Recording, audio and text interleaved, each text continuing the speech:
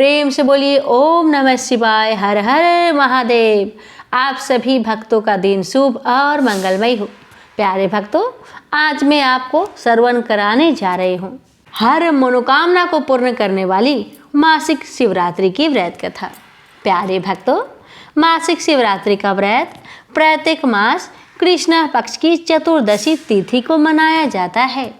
यह व्रत भगवान शिव को समर्पित होता है और विशेष रूप से शिव भक्तों के लिए बहुत ही फलदायक माना जाता है। मान्यता है कि इस दिन भगवान शिव जी की रात्रि के समय जागरण और व्रत करने वाले भक्तों की सभी मनोकामनाएं को भगवान शिव अवश्य पूर्ण करते हैं। यह व्रत आत्मा शुद्धि, पापों के क्षय और मोक्ष की प्राप्ति के लिए किया जाता है। मासिक शिवरात्रि की कथा सुनने और सुनाने से व्रत पूर्ण होता है और भक्त को विशेष पुण्य फल की प्राप्ति होती है। भक्तों, इस साल मासिक शिवरात्रि का व्रत 26 अप्रैल को मनाई जाएगी। भक्तों, दृक पंचांग के अनुसार वैशाख महीने की कृष्णा पक्ष की चतुर्दशी तिथि 26 अप्रैल को सुबह 8:27 शुरू होकर 27 अप्रैल को तड़के 4:49 तक रहेगी। उदया तिथि के अनुसार मासिक शिवरात्रि का व्रत 26 अप्रैल दिन शनिवार को रखा जाएगा और इसी दिन भोलेनाथ जी की विधि पूर्वक पूजा की जाएगी। तो साथ में शुभ योग भी बन रहा है। इस मासिक शिवरात्रि पर कई शुभ योग बन रहे हैं। इस दिन अभिजीत मुहूर्त दोपहर 11:53 से 12:45 तक रहेगा। इसके अलावा अमृत काल 27 अप्रैल रात 1:31 से 2:56 तक रहेगा। आइए प्यारे भक्तों, अब हम रसपान करेंगे भगवान शिव की पावन मासिक शिवरात्रि की व्रत कथा। आप सभी भक्तों से हमारी प्रार्थना है कि कृपया मन, वाणी और कर्म से शांत होकर श्रद्धा एवं विश्वास के साथ इस कथा को सुनिए। यह कथा न केवल हमें भगवान शिव की महिमा का बोध कराती है, बल्कि हमारे जीवन को भी दिशा देती है। कृपया मन को इधर उधर की बातों से हटाकर पूरी भक्ति और ध्यान के साथ इस शिव कथा में सम्मिलित हो। जो भक्त श्रद्धा से कथा सुनते हैं उन्हें भगवान शिव की विशेष कृपा प्राप्त होती है। तो आइए प्यारे भक्तों, हम अपने और अपने पूरे परिवार की मंगल कामना को करते हुए भगवान शिव से प्रार्थना करते हुए इस दिव्य कथा का रसपान करते हैं। प्रेम से बोलिए हर हर महादेव, ओम नमः शिवाय, जय श्री गणेश। कथा इस प्रकार है। यह व्रत कथा भगवान शिव की अनुग्रह दृष्टि से जुड़ी हुई है। पौराणिक कथा के अनुसार एक समय एक ब्राह्मण नाम का श्रद्धालु अपने गांव में रहता था। उसकी पत्नी बहुत धार्मिक थी और हर मास की कृष्णा पक्ष की चतुर्दशी तिथि को मासिक शिवरात्रि व्रत करती थी। अपनी पत्नी की आदतों को देखकर ब्राह्मण यह व्रत करने लगा। एक बार मासिक शिवरात्रि के दिन ब्राह्मण और उसकी पत्नी ने भगवान शिव की पूजा संगीत सहित की और उनके चरणों में अपनी भक्ति प्रकट की। उन दोनों ने पूरे श्रद्धा भाव से व्रत किया और भगवान शिव से आशीर्वाद मांगा कि वे सदैव उन पर अपनी कृपा बनाए रखे। व्रत रखने के बाद ब्राह्मण और उसकी पत्नी ने गांव के पार्थिकों को बुलाया और उन्हें अपनी क्षमता के अनुसार दक्षिणा दी। इसी दिन को भिक्षाटनी भी कहते हैं, जिसमें भक्त अपने अछूत और पवित्र भाग्य को दूसरे लोगों के साथ साझा करता है। उसी समय गांव में एक बहुत गरीब ब्राह्मण आया जो बहुत ही दीन और दुखी था। ब्राह्मण और उसकी पत्नी ने उसे भोजन करने के लिए बुलाया और उसे भगवान शिव की कृपा से पूर्ण हुआ भोजन खाने को दिया। इस प्रकार मासिक शिवरात्रि व्रत करने से ब्राह्मण और उसकी पत्नी ने न सिर्फ अपना अछूत साझा किया, बल्कि दुखी लोगों को भी अपने साथ भोजन कराने का सौभाग्य प्रदान किया। इसके बाद उन्हें भगवान शिव की कृपा प्राप्त हुई और उनकी सभी मनोकामनाएं पूरी हो गई। प्रेम से बोली हर हर महादेव। एक बार पार्वती ने भगवान शिव शंकर से पूछा, ऐसा कौन सा श्रेष्ठ तथा सरल व्रत पूजन है जिससे मृत्यु लोक के प्राणी आपकी कृपा सहज ही प्राप्त कर लेते हैं। उत्तर में शिवजी ने पार्वती को शिवरात्रि के व्रत के विधान बताकर यह कथा सुनाई। एक गांव में एक शिकारी रहता था। पशुओं की हत्या करके वह अपने कुटुंब को पालता था। वह एक साहूकार का ऋणी था, लेकिन उसका ऋण समय पर न चुका सका। क्रोधवश साहूकार ने शिकारी को शिव मठ में बंदी बना लिया। संयोग से उस दिन शिवरात्रि थी। शिकारी ध्यान मग्न होकर शिव संबंधी धार्मिक बातें सुनता रहा। चतुर्दशी को उसने शिवरात्रि की कथा भी सुनी। संध्या होते ही साहूकार ने उसे अपने पास बुलाया और ऋण चुकाने के विषय में बात की। शिकारी अगले दिन सारा ऋण लौटा देने का वचन देकर बंधन से छूट गया। अपनी दिनचर्या के भांति वह जंगल में शिकार के लिए निकला, लेकिन दिन भर बंदी गृह में रहने के कारण भूख प्यास से व्याकुल था। शिकार करने के लिए वह एक तालाब के किनारे बेल वृक्ष पर पड़ाव बनाने लगा। बेल वृक्ष के नीचे शिवलिंग था जो बेल पत्रों से ढका हुआ था। शिकारी को उसका पता न चला। पड़ाव बनाते समय उसने जो टहनियां तोड़ी वो संयोग से शिवलिंग पर जा गिरी। इस प्रकार दिन भर भूखे प्यासे शिकारी का व्रत भी हो गया और शिवलिंग पर बेलपत्र भी चढ़ गए। एक पहर रात्रि बीत जाने पर एक गर्भिणी मृग तालाब पर पानी पीने पहुंची। शिकारी ने धनुष पर तीर चढ़ाकर जयो ही प्रयंचा खींची। मृगी बोली, मैं गर्भिणी हूँ, शीघ्र ही प्रसव करूंगी। तुम एक साथ 2 जीवों की हत्या करोगे, जो ठीक नहीं है। मैं अपने बच्चों को जन्म देकर शीघ्र ही तुम्हारे सामने प्रस्तुत हो जाऊंगी, तब तुम मुझे मार लेना। शिकारी ने प्रयंचा ढीली कर दी और मृगी झाड़ियों में लुप्त हो गई। कुछ ही देर बाद एक और मृगी उधर से निकली। शिकारी की प्रसन्नता का ठिकाना न रहा। समीप आने पर उसने धनुष पर बाण चढ़ाया। तब उसे देख मृगी ने विनम्रता पूर्वक निवेदन किया, हे पारधी, मैं थोड़ी देर पहले ही ऋतु से निवृत्त हुई हूँ, कामातुर बिरहिनी हूँ, अपने प्रिय की खोज में भटक रही हूँ। मैं अपने पति से मिलकर शीघ्र ही तुम्हारे पास आ जाऊंगी। शिकारी ने उसे भी जाने दिया।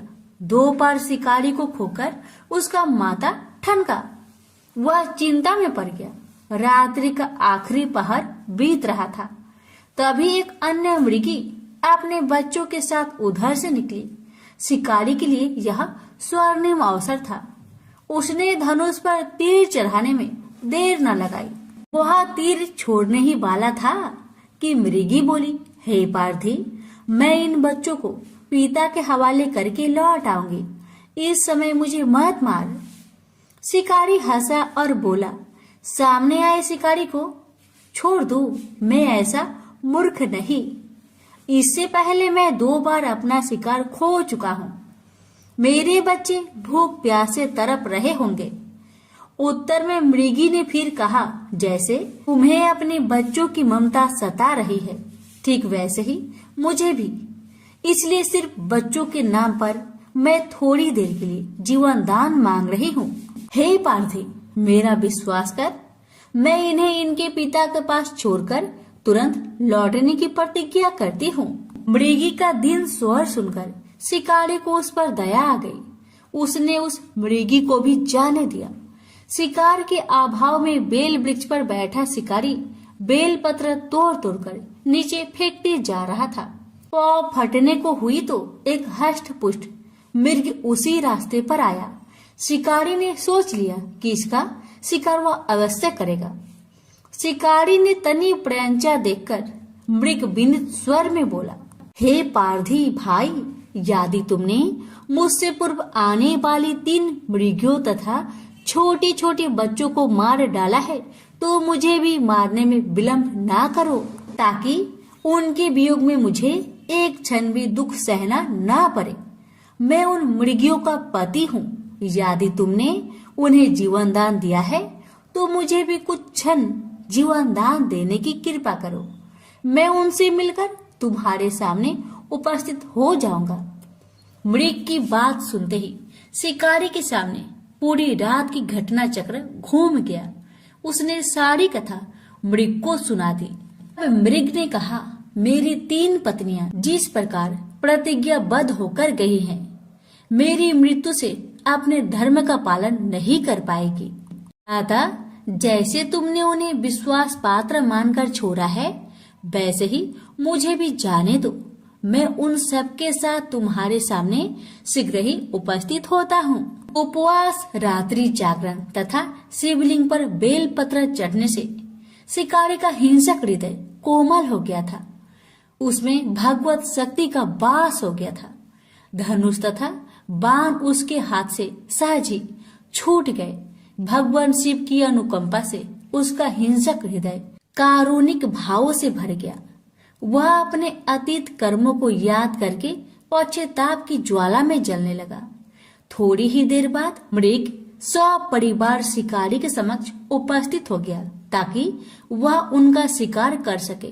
किंतु जंगली पशुओं की ऐसी सत्यता, स्वाभाविकता एवं सामूहिक प्रेम भावना देखकर शिकारी को बड़ी गलानी हुई।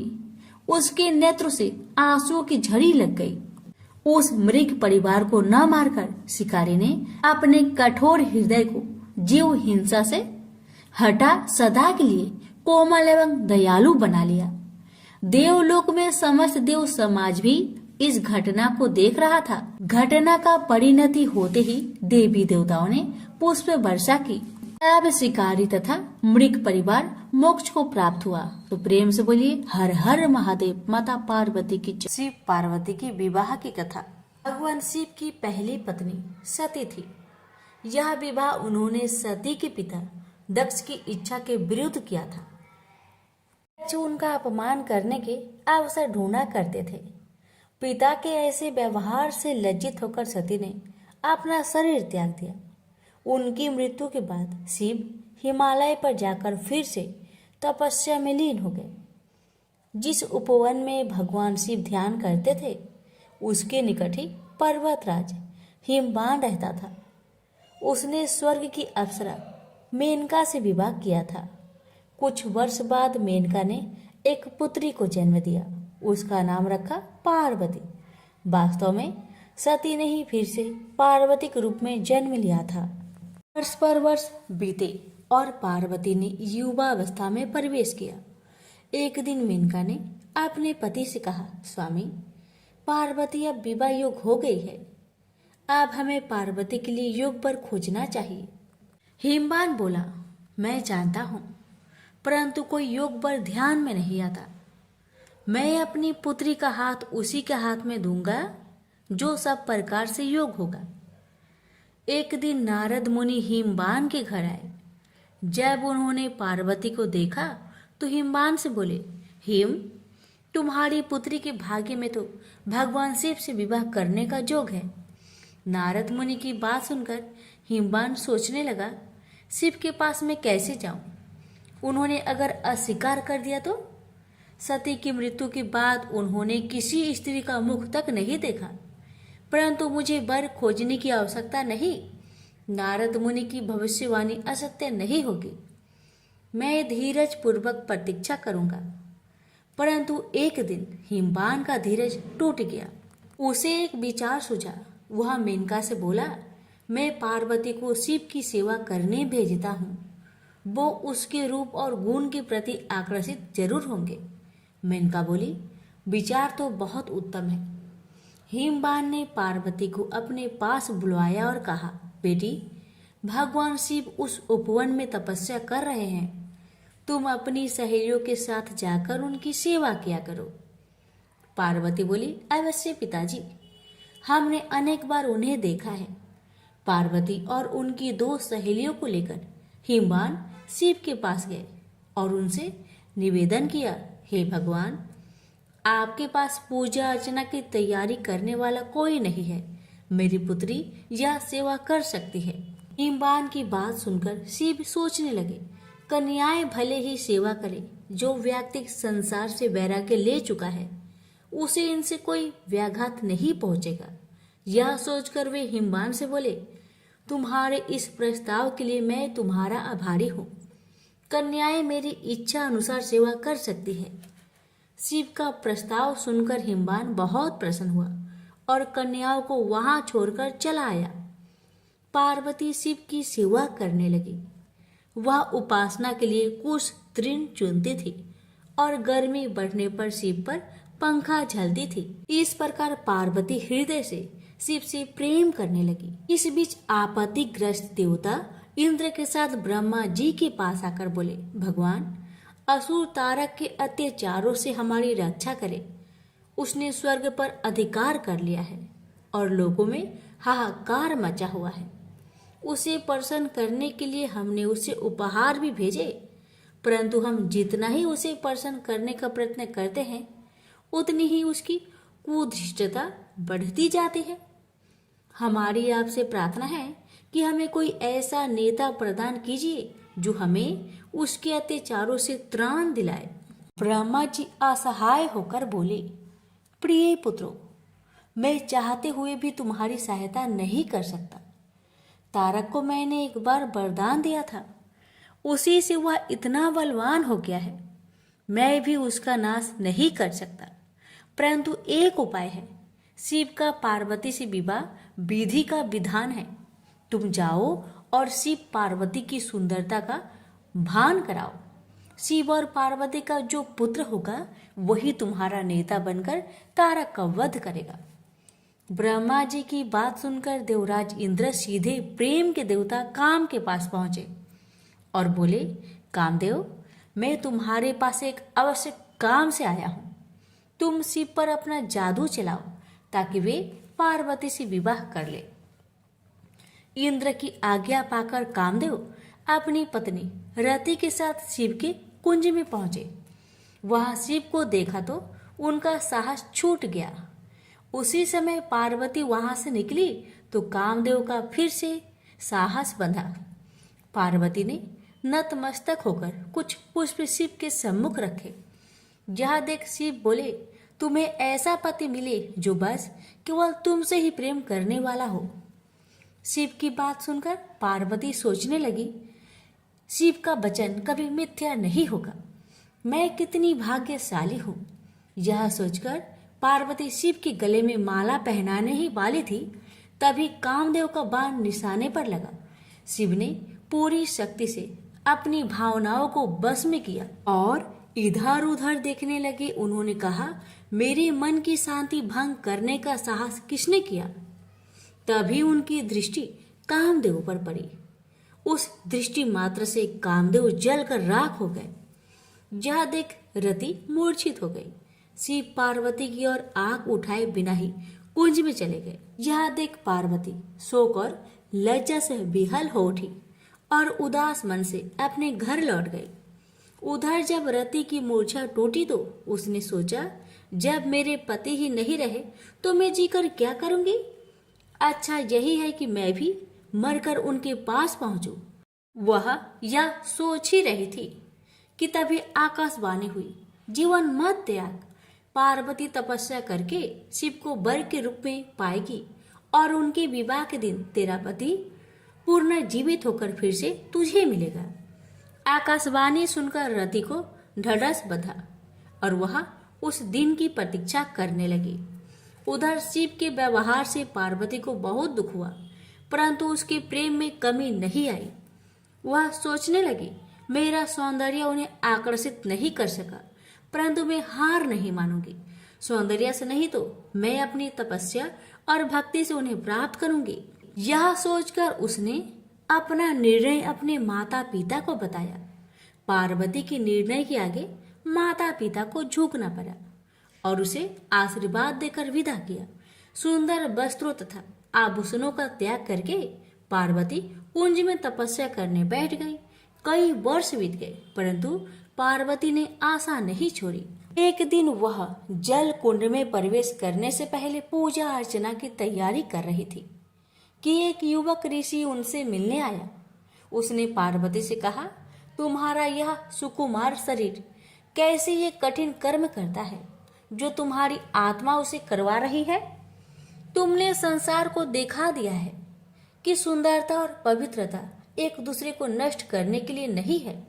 तुम्हारे आचरण ने तुम्हारे पिता के गौरव को और बढ़ाया है। सुकुमारी, तुमने यह कठिन तपस्या का व्रत क्यों लिया है? घर लौट जाओ। सुकुमारी, तुम तपस्या त्याग दो। जो सिद्धियां मैंने प्राप्त की है उनमें से आधी मैं तुम्हें दूंगा, लेकिन कृपया तपस्या का कारण बता दो। पार्वती ने अपनी सखी से कारण बताने को कहा तो सखी ने कहा, मेरी सखी पार्वती ने शिव का प्रेम जीतने का निश्चय किया है। अपने सौंदर्य से तो यह उन्हें नहीं रिझा सके, अतः तपस्या और त्याग का सहारा लिया है। सखी की बात सुनकर ऋषि ने पार्वती से कहा, क्या यह सत्य है या तुम्हारी सखी हंसी कर रही है? पार्वती बोली, यह सत्य है ऋषिवर। मैं शिव की पूजा करती हूँ। मुझे विश्वास है तपस्या और भक्ति से एक दिन में उनका प्रेम प्राप्त करने में सफल हो जाऊंगी। ऋषि ने कहा, ओह, तो ये बात है। मैं शिव को जानता हूँ। वह तो अपने सारे शरीर पर भस्म रमाए रहता है, आग उससे लिपटे रहते हैं, चर्म धारण करता है। तुम्हारी जैसी सुंदर युवती कैसे उसकी पत्नी हो सकती है? वह निर्धन है, अघोर है, यह सारा संसार जानता है। वह तुम्हारे योग नहीं है। उसका विचार त्याग दो और कोई दूसरा व्यक्ति चुन लो। ऋषि की बातें सुनकर पार्वती क्रोधित होकर बोली, चुप रहो। महान आत्मा को महान आत्मा ही पहचान सकती है। नीच प्राणी उच्च विचारों को समझ नहीं सकता। तुम्हारा वचन तुम्हारी दुर्भावनाओं का सूचक है। शिव दिखावे से नहीं प्रभावित होते हैं, न किसी को प्रभावित करते हैं। वे अघोर है, निर्धन है, चर्म धारण करते हैं, उनके शरीर से सर्प लिपटे रहते हैं। तो क्या हुआ? वो मेरे मनोनीत देवता है। उनमें चाहे दुर्बलताएं अधिक हो और गुण कम, फिर भी मैं उन्हें चाहती हूँ। पार्वती की सहेलियां यह सुनकर चकित रह गई। पार्वती उनसे बोली, प्रिय सखी, इनसे कहो कि चले जाए, क्योंकि इन्होंने अपने हृदय को ऐसे विचारों से कुलुषित कर रखा है। बुरी बात कहना पाप है, तुरंत उसे सुनना भी और भी बड़ा पाप है। चलो हम चले। क्रोध से भरकर पार्वती जैसे ही चलने को हुई, ऋषि ने जल्दी से आगे बढ़कर उसका मार्ग रोक लिया। देखकर पार्वती आश्चर्य हो गई। वह ऋषि और कोई नहीं, स्वयं भगवान शिव थे। वे पार्वती से बोले, सुकुमारी, तुम्हारी तपस्या और भक्ति ने मुझे जीत लिया है। मैं तुम्हारे सामने विनीत हूँ, तुम्हारा दास हूँ, किंतु कर्तव्य परायणा पार्वती शिव को छोड़ अपनी सखी के पास जाकर बोली, सखी, इनसे कहो कि मेरे पिताजी से विवाह का प्रस्ताव करना होगा। सखी के यह कह देने पर पार्वती शिव के पास आई। शिव बोले, मैं इसमें तनिक भी देर नहीं करूंगा प्रिय। यह अवशासन पाकर पार्वती अपनी सहेलियों के साथ घर लौट आई। शिव ने सप्त ऋषियों को बुलवाकर उनसे कहा, ब्रह्मा ने देवताओं को वचन दिया है, मेरा ही पुत्र तारक का वध करेगा। इस वचन को पूरा करने के लिए मुझे पार्वती से विवाह करना है। जाकर हिमवान से विवाह का प्रस्ताव करो। प्रस्ताव सुनकर हिमवान अत्यंत प्रसन्न हुआ और उसने विधि पूर्वक शिव पार्वती की विवाह कर दिया। विवाह संस्कार के बाद देवता शिव के पास आकर बोले, भगवान, हमारा आपसे आग्रह है कि रति को फिर से उसका पति मिलना चाहिए। अपनी प्रिय वधू का ध्यान करके प्रेम के देवता कामदेव तथा उनकी शोकाकुल पत्नी पर कृपा कीजिए। अवश्य, अब तो मैं भी उसी कामदेव का दास हूँ। कई वर्ष बीत गए। शिव अपनी पत्नी के प्रेम में डूबे हुए थे। अब इंद्र ने अग्नि को शिव के पास भेजा। अग्निदेव शिव के पास गए और उनसे विनती की, भगवान, मैं आपको देवताओं की आवश्यकता का स्मरण कराने आया हूँ। शिव ने अग्निदेव के हाथ में एक बीज रखा और बोले, इस बीज को पकने पर एक बालक का जन्म होगा। वही तुम्हारा सेनापति होगा। अग्निदेव बीज लेकर वहां से चले गए, परंतु वह बीज इतना गर्म था, उसे पकड़े रहना बहुत कठिन था। इंद्र के पास पहुंचते पहुंचते अग्निदेव का शरीर पीड़ा से पीला पड़ गया। वह इंद्र से बोले, बीज मेरे पास है, परंतु उसे संभालना असंभव है। अग्निदेव की दशा देखकर इंद्र दुखी होकर बोले, तुम इसे गंगा के पास ले जाओ, वह तुम्हें ठंडक पहुंचाएगी और इसे संभालेगी। अग्निदेव गंगा के पास गए। जब उन्होंने बीज को लेकर उसमें डुबकी लगाई तो उसमें उफान आने लगा और वह उबलने लगी। तब बीज किनारे पर जा गिरा। उसी समय स्वर्ग की 6 अप्सराएं गंगा में स्नान करने आई। उन्होंने बीज को उठाकर सर घास में रख दिया। बीज तब तक पक चुका था और उसमें से कार्तिकेय प्रकट हुए। आश्चर्यचकित अप्सराएं बोली, इसे हम अपने साथ ले जाएंगे, पहले पहले हमने ही देखा है। फिर गंगा स्त्री का रूप धारण कर बाहर आई और अग्निदेव भी वहां आए। गंगा बोली, इसे मैं ले जाऊंगी, मैंने इसे जन्म दिया है। अग्निदेव बोले, नहीं, यह हमें प्रदान किया गया है। उसी समय शिव तथा पार्वती वहां आए। शिव ने विवाह का निर्णय करते हुए कहा, जो बालक देवताओं का नेतृत्व करने वाला है उसका पालन पोषण पार्वती ही कर सकती है। पार्वती ने प्रेम से बालक को उठाकर छाती से लगा लिया। फिर वे कैलाश पर्वत पर लौट आई। समय बीतने के साथ कार्तिकेय बड़ा हुआ। उसके नेतृत्व में देवताओं और तारक के बीच भीषण युद्ध हुआ। कार्तिकेय ने उसे मार डाला। स्वर्ग का सिंहासन फिर से इंद्र को मिला और स्वर्ग में फिर से सुख शांति का साम्राज्य प्रस्थापित हुआ। प्रेम से बोलिए, हर हर महादेव, माता पार्वती की जय। प्यारे भक्तों, मासिक शिवरात्रि व्रत कथा सुनने से हम भगवान शिव की विशेष कृपा प्राप्त करते हैं और अपने जीवन से पापों का क्षय करते हैं।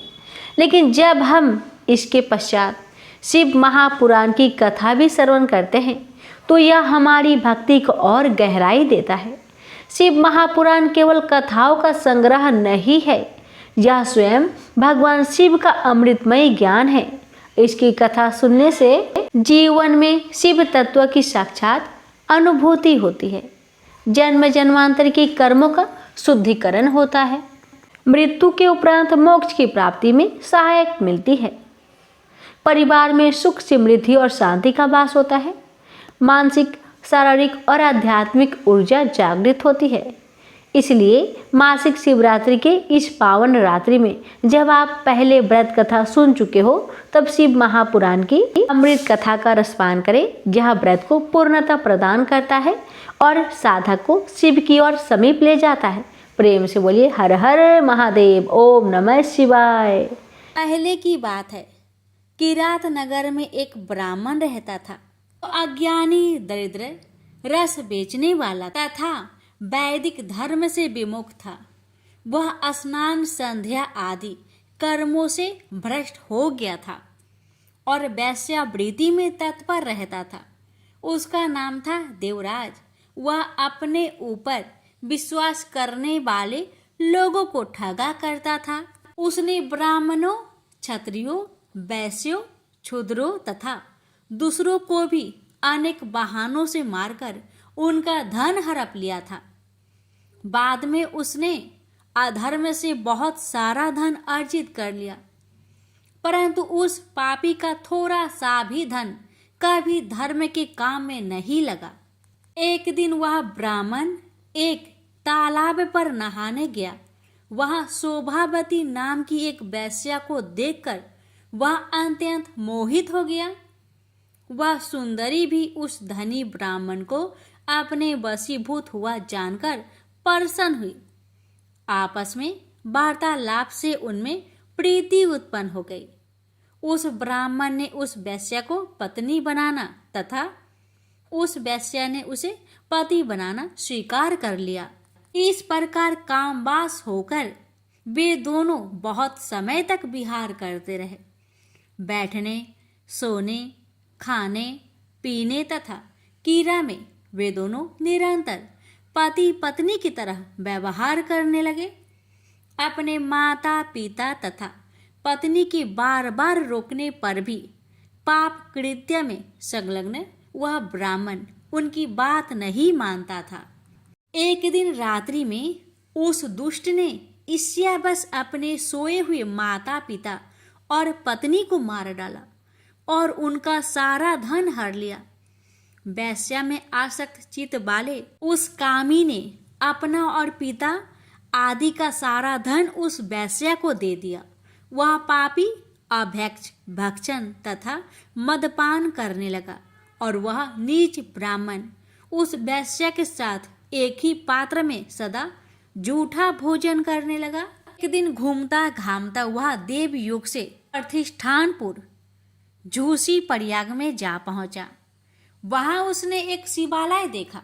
वहां बहुत से साधु महात्मा एकत्र हुए थे। देवराज उस शिवालय में ठहर गया और वहां उस ब्राह्मण को ज्वर आ गया। उस ज्वर से उसको बड़ी पीड़ा होने लगी। वहां एक ब्राह्मण देवता शिव पुराण की कथा सुना रहे थे। ज्वर में पड़ा हुआ देवराज ब्राह्मण के मुखा रविंद्र से निकली हुई उस शिव कथा को निरंतर सुनता रहा। एक मास के बाद वह ज्वर से अत्यंत पीड़ित होकर चल बसा। यमराज के दूत आए और उसे पासों से बांधकर बलपूर्वक यमपुरी ले गए। इतने में ही शिवलोक से भगवान शिव के पार्षद गण आ गए। उनके गौर अंग कपूर के समान उज्जवल थे। हाथ त्रिशूल से सुशोभित हो रहे थे। उनके संपूर्ण अंग भस्म से उद्भासित थे और रुद्राक्ष की मालाएं उनके शरीर की शोभा बढ़ा रही थी।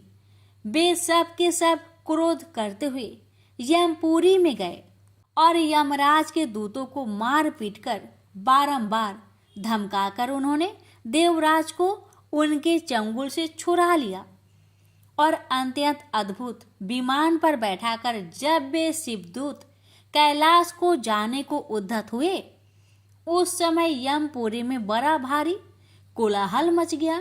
उस कोलाहल को सुनकर धर्मराज अपने भवन से बाहर आए। साक्षात दूसरे रुद्र के समान प्रतीत होने वाले उन चारों दूतों को देखकर धर्मयज्ञ धर्मराज ने उनका विधि पूर्वक पूजन किया। यम ने ज्ञान दृष्टि से देखकर सारा वृत्तांत जान लिया। उन्होंने भय के कारण भगवान शिव के उन महात्मा दूतों से कोई बात नहीं पूछी। यमराज से पूजित तथा प्रार्थित होकर वे शिवदूत कैलाश को चले गए और उन्होंने उस ब्राह्मण को दया सागर सांब शिव को दे दिया। शिव पुराण की यह परम पवित्र कथा धन्य है, जिसके सुनने से पापी जन भी मुक्ति के योग बन जाते हैं। भगवान सदाशिव के परम धाम को वेदयज्ञ सभी लोकों में सर्वश्रेष्ठ बताते हैं।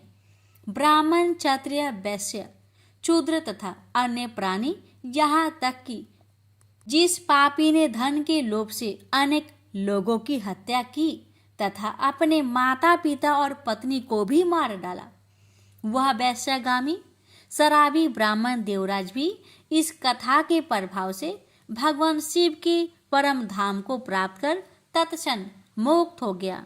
प्रेम से बोलिए हर हर महादेव, माता पार्वती की जय।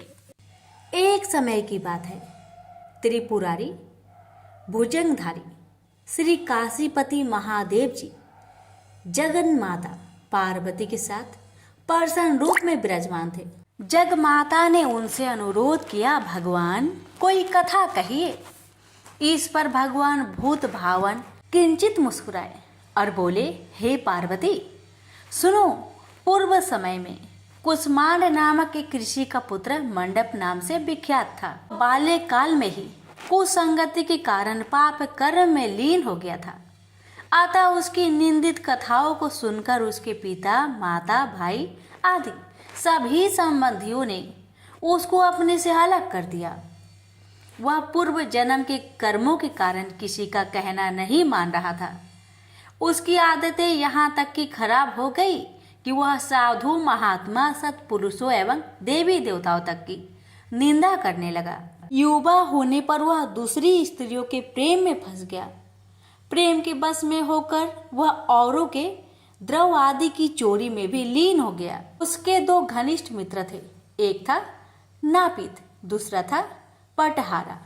इन तीनों ने मिलकर विचार किया कि किसी धनी के घर चोरी करके अधिक धन प्राप्त किया जाए। अतः तीनों ने मिलकर राजा के यहाँ चोरी की। इस चोरी के कारण बहुत सा धन हाथ लगा। सारा धन मंडप के पास था। दोनों मित्रों के मांगने पर भी उसने उन लोगों का हिस्सा नहीं दिया। इस धन को वह एक वेश्या के यहाँ ले गया। वेश्या के यहाँ वह प्रेम लीला करने लगा। इस बीच उसको प्यास लगी। पलंग के नीचे रखी गिलास उसने खाली कर दी। स्वाद कुछ दूसरा था।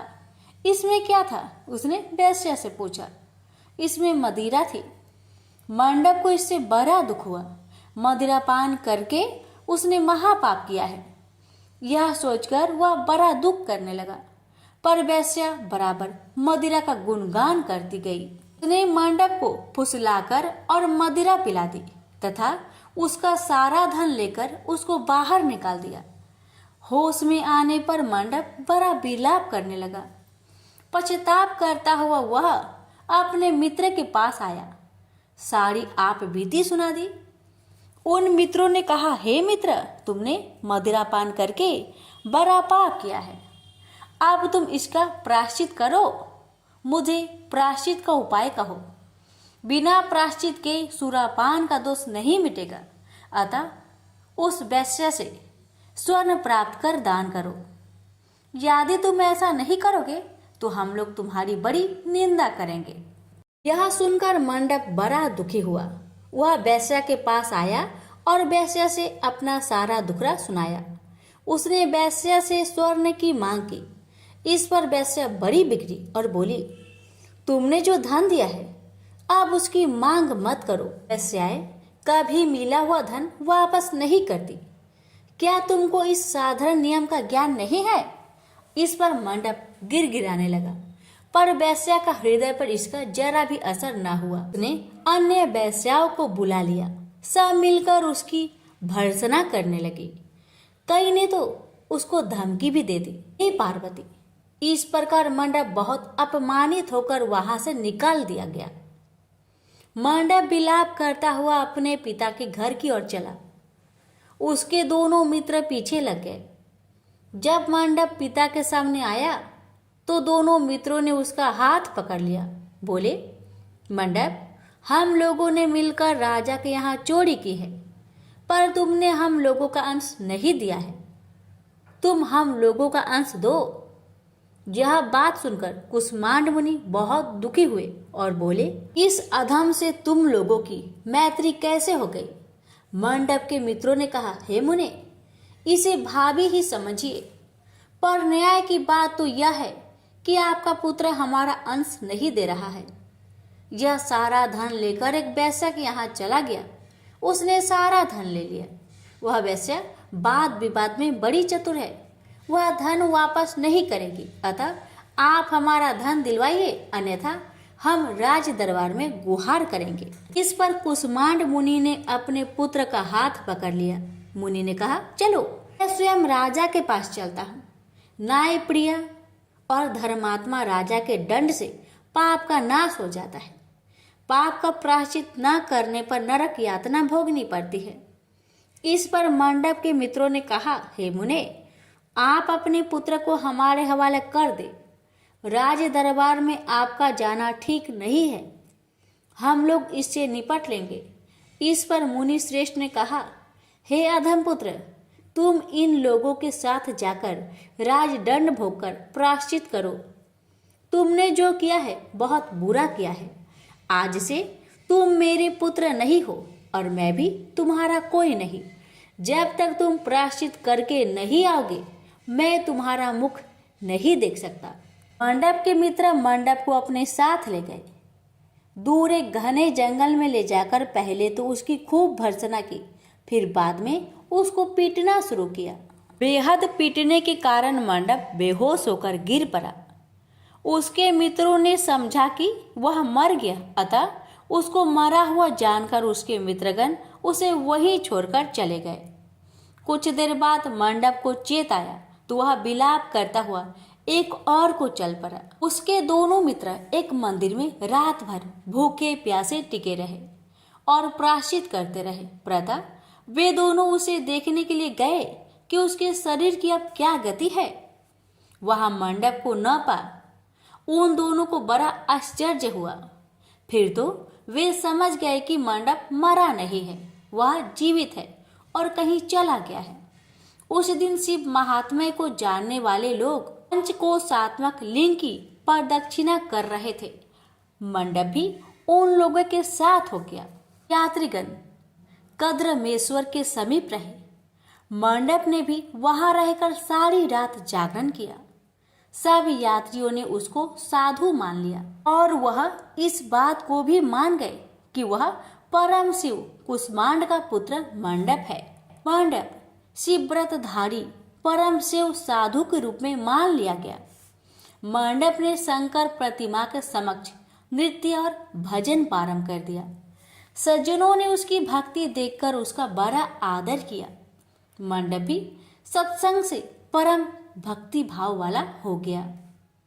अब उसको ज्ञान हो गया कि शिव भक्ति के प्रताप से ही उसका इतना आदर हो रहा है। वह सबका प्रिय हो गया। साथ ही भोजन धन्य धान्य श्रद्धा भी मिल रही है। मंडप चंडिका देवी के मंदिर में आया। वहां काशी के धार्मिक सज्जनों द्वारा भीम चंडी की पूजा हो रही थी। मंडप का वहां बड़ा आदर किया गया। रात्रि में मंडप ने क्षेत्र महात्म्य कहा और सुना। इसके बाद शिव भक्तों और विष्णु भक्तों ने मिलकर कीर्तन किया। मंडप ने इस नित्य कीर्तन में प्रमुख भाग लिया। इससे प्रसन्न हो सबने मंडप की भूरी भूरी प्रशंसा की। इस प्रकार मंडप का मन शिव में लग गया। हे पार्वती, इस प्रकार मंडप मेरे क्षेत्र की प्रदक्षिणा करने लगा। ब्रह्म हत्या, सुरापान और चौड़े कर्म आदि पापों से छुटकारा पाने के लिए मेरी स्तुति करने लगा। इस प्रकार की आराधना से वह सारे पापों से मुक्त हो गया। देहली विनायक में आकर मंडप जीवा की लोलुपता से मुक्त होकर केवल शिव शिव का उच्चारण करने लगा। उसकी साधना और भक्ति भाव को देखकर सर्वत्र उसका बड़ा आदर और मान सम्मान होने लगा। हे पार्वती, मंडप ने अन्न जल सब त्याग दिया और बार बार बिलाप कर कहने लगा कि ब्राह्मण शरीरधारी होकर भी मैंने स्वर्ण की चोरी की, साध्वी माता को ठगा, वेश्यागमन, सूरापान किया, ब्राह्मण शब्द का हनन किया। पश्चाताप से मंडप बेहाल हो गया। हे देवी, मंडप के मन में यह विचार आया कि मेरे क्षेत्र की प्रदक्षिणा करने से वह सारे पापों से मुक्त हो जाएगा। आता हुआ काशी काशी शिव शंकर शिव शिव की रट लगाकर अपने पापों का प्रायश्चित करता हुआ मेरे क्षेत्र की परिक्रमा करने लगा। रामेश्वर लिंग में आकर उसने स्नान पूजन किया, सोमनाथ का पूजन किया, सीता और लक्ष्मण के साथ श्री राम जी का पूजन किया। पूजन और भक्ति भाव देखकर सर्वत्र उसकी प्रशंसा हुई। मंडप ने अन्न जल त्याग दिया था।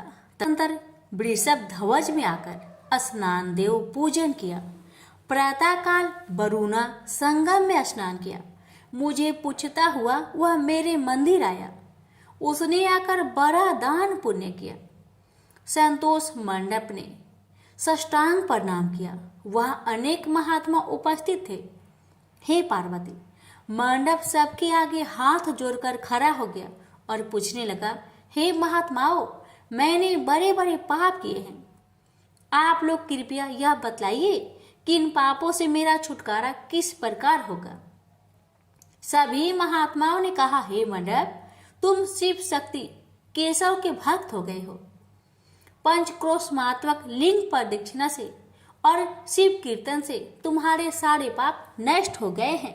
इस प्रकार सुन मंडप ने कहा, हे सदस्य गणों, पिताजी ने तो मुझको घर से निकाल दिया है।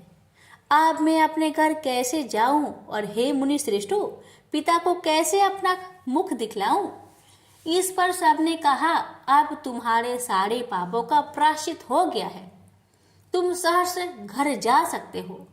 हे पार्वती, इस प्रकार मंडप अपने पिता के घर के सामने आया और शिव शिव शंभो शंभो महादेव महादेव का उच्चारण करने लगा।